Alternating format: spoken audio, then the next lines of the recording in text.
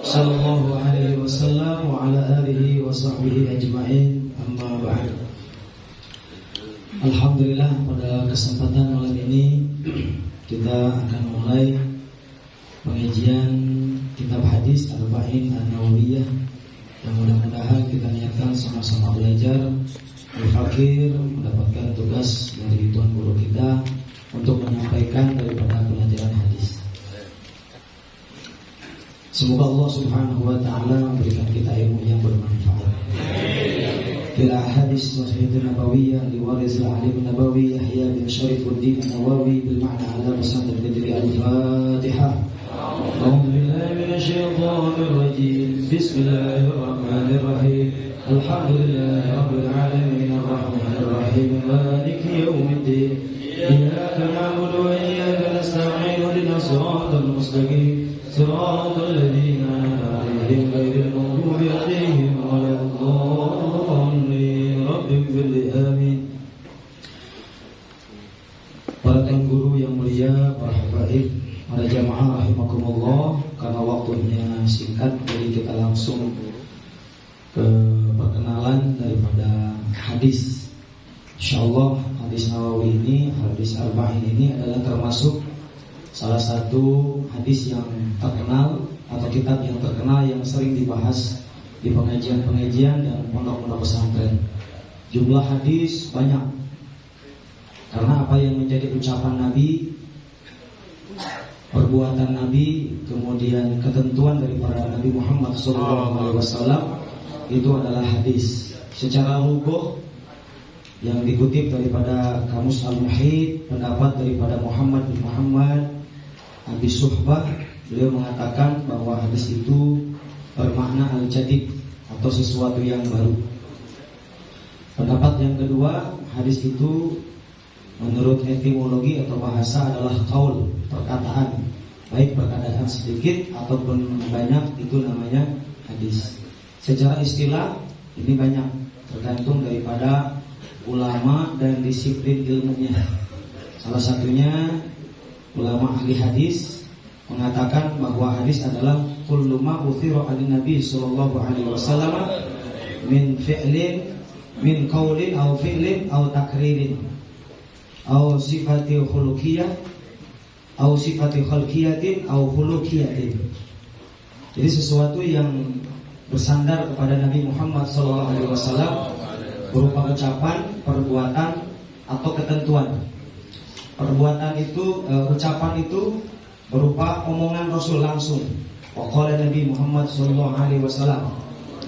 Kemudian atau fi'lin, seperti ada sahabat melihat Rasulullah berbuat, kemudian dia kabarkan kepada orang lain, dikabarkan lagi, sehingga itu menjadi hadis.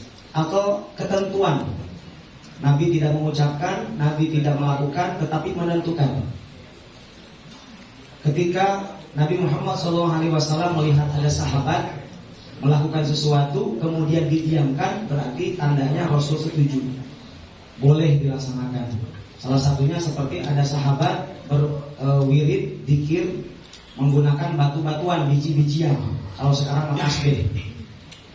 Rasulullah tidak menyaram atau melarang. Tidak melarang. Nah, berarti boleh gitu.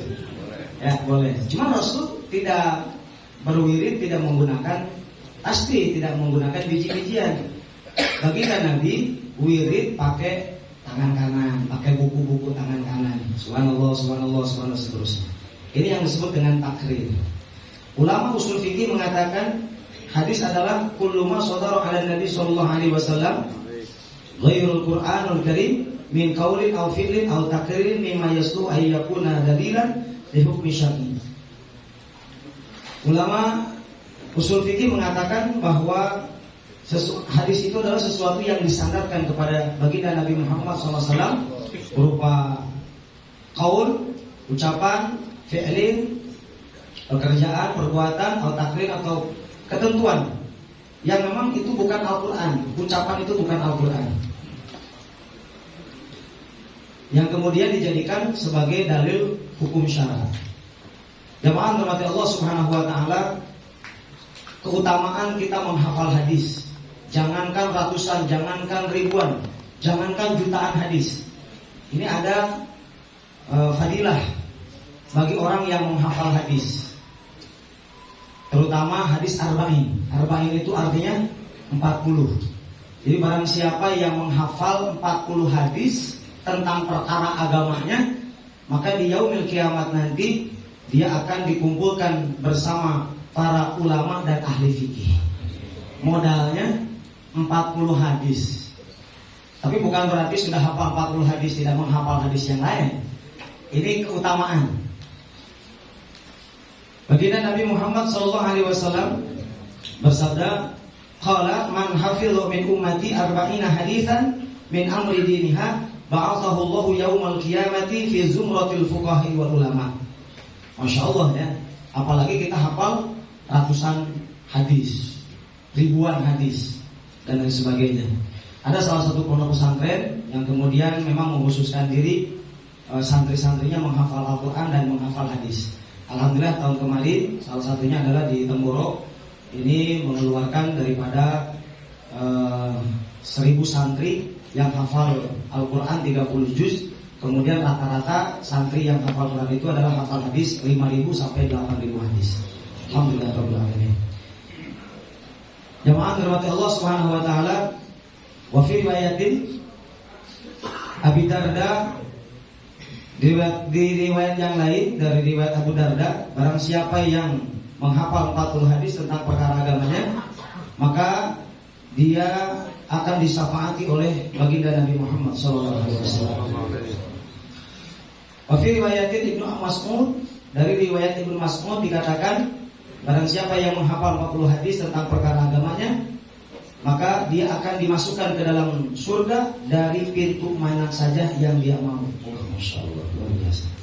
Langsung masuk ke hadis pertama. Al-hadisul awal an Amiril Mu'minin Abi Hafsin Umar bin Khattab radhiyallahu anhu ta'ala anhu qala sami'tu Rasulullah sallallahu alaihi wasallam yaqulu innamal a'malu binniyat wa innamal likulli imri'in ma nawa faman kanat hijratuhu ila Allah wa rasulih fahijratuhu ila Allah wa rasulih wa man kanat hijratuhu lidunya yusibuha aw imra'atin yunkihuha fahijratuhu ila ma hajar ilaihi.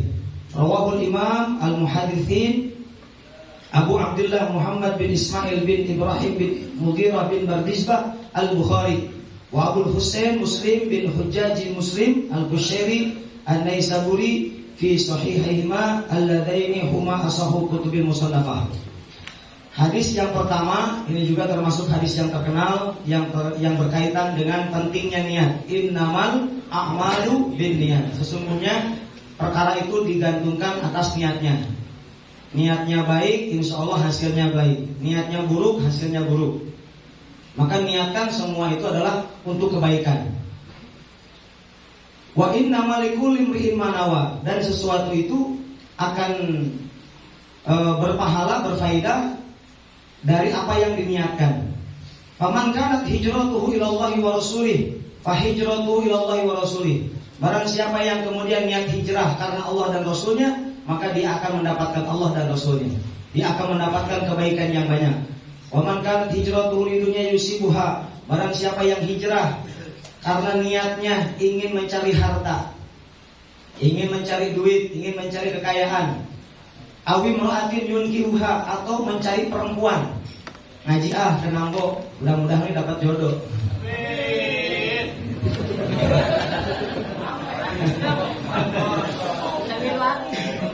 Maka akan mendapatkan apa yang diniatkan. Maka kesini kita niatkan untuk mendapat keberkahan, mendapatkan ilmu yang bermanfaat, keberkahan daripada guru-guru kita. Terutama kita ingin mendapatkan keberkahan supaya meninggal dalam keadaan husnul khatimah. Fa hijratuhu ila ma hajara ilaihi. Rawahu Muslim, Bukhari Muslim, wallahu a'lam bishawab. Hadanallahu wa iyyakum ajmain. Assalamualaikum warahmatullahi wabarakatuh.